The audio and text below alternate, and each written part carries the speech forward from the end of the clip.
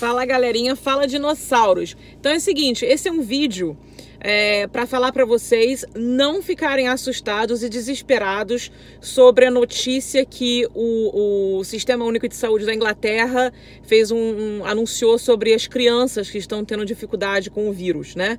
Então, primeiramente, eu convido vocês a assistirem um vídeo que eu fiz, acho que foi semana passada, falando sobre especulações e falando sobre artigos científicos, médicos, vacinas e estudos, né? Ou seja, no momento nós estamos sendo bombardeados com informações vindo de todo e que lado. Então fica muito difícil a gente ter discernir o que é realidade, o que é fato, o que foi comprovado, Então assim, fica muito difícil, tá? Então, esse papel que saiu aqui na Inglaterra, inclusive acho que foi ontem ou anteontem, ele fala o seguinte, que algumas crianças que foram confirmadas com Covid estão tendo um sintoma grave, estão precisando ser internadas com oxigênio, tá? Mas que em sua maioria estão se recuperando bem. Esse número de crianças que estão precisando de atendimento hospitalar é muito pequeno, mas para a família daquela criança é horrível. Ninguém quer ver seu filho sofrendo. Imagina com uma doença que a gente ainda está aprendendo tanto sobre isso. Então é totalmente natural dos pais lerem um artigo de jornal e ver um jornal falando um negócio desse. É óbvio que a mídia fica doida para vender informação assim, né? Então totalmente normal de vocês ficarem assustados, tá? Então eu tô dizendo o seguinte para vocês. É verdade que o NHS aqui da Inglaterra mandou um e-mail para todos nós da área da saúde explicando sobre essas possíveis complicações em algumas crianças e falou para os paramédicos, para os médicos, para os enfermeiros, para todas as pessoas clínicas que se você atender um paciente infantil, né, pediátrico, que tenha certos parâmetros de observação clínica, para levar essa criança para o hospital, que ela pode estar tendo uma complicação mais séria. Quais são esses parâmetros? Os parâmetros são febre contínua por 4 dias ou mais, uma febre alta que não está descendo, mesmo com paracetamol, a febre continua. Então esse é um dos critérios número 1. O critério número 2, dificuldade de respiração, né?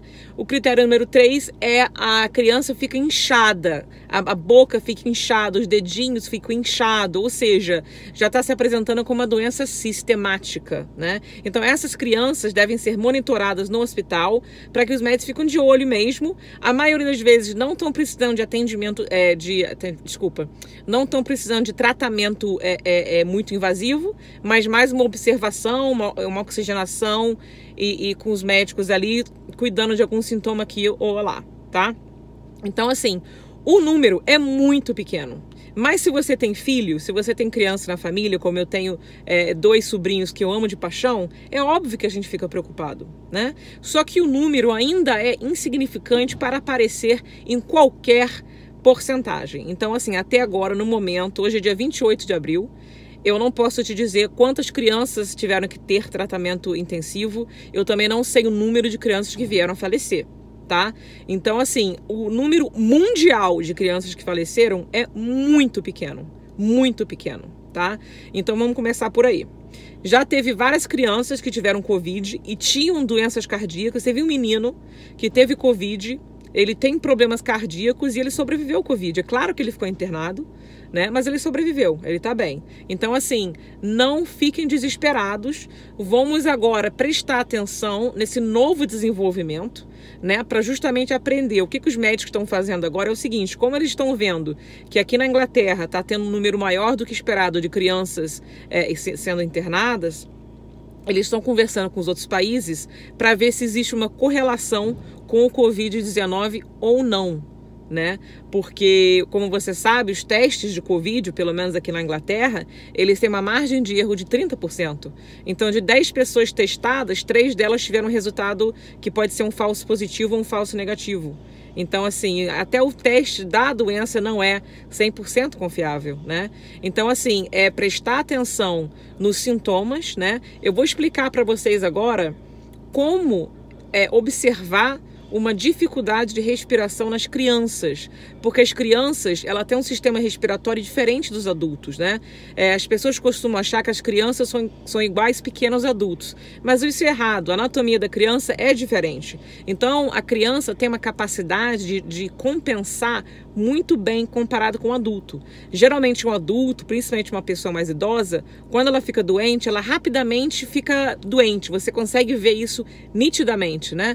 Mas em uma criança, elas têm uma habilidade incrível de parecerem bem quando não estão bem. Então eu vou te ensinar agora os sintomas que vocês devem tomar cuidado em relação à respiração. Então, como saber se o seu filho ou filha está com dificuldade de respiração, tá? Então, o primeiro e mais alarmante sinal é a cor da criança. A criança que não está respirando bem muda de cor rápido. Ela fica pálida e às vezes o lábio dela fica bem azulado, fica um tom de azulado bem rápido. A criança às vezes está brincando, não está mostrando nenhum sinal de estresse, mas está com uma aparência pálida, um lábio azulado. Isso aí já é uma coisa que você tem que prestar atenção e entrar em contato com o médico, tá? A outra você tira a blusa da criança e presta atenção no torso da criança, né? Vocês vão olhar para 3 lugares. Primeiramente, vocês vão olhar para o pescoço, justamente nessa área aqui, ó, que é a área do trapézio. Os músculos do pescoço e do trapézio, quando uma pessoa respira, esses músculos não devem ser usados, né? Uma pessoa que não tem dificuldade de respiração, você não vai ver esses músculos mexendo. Na criança, jamais. Então, se a criança estiver respirando e você vê o pescocinho dela, o músculo entrando, significa que essa criança já está com uma dificuldade de respiração.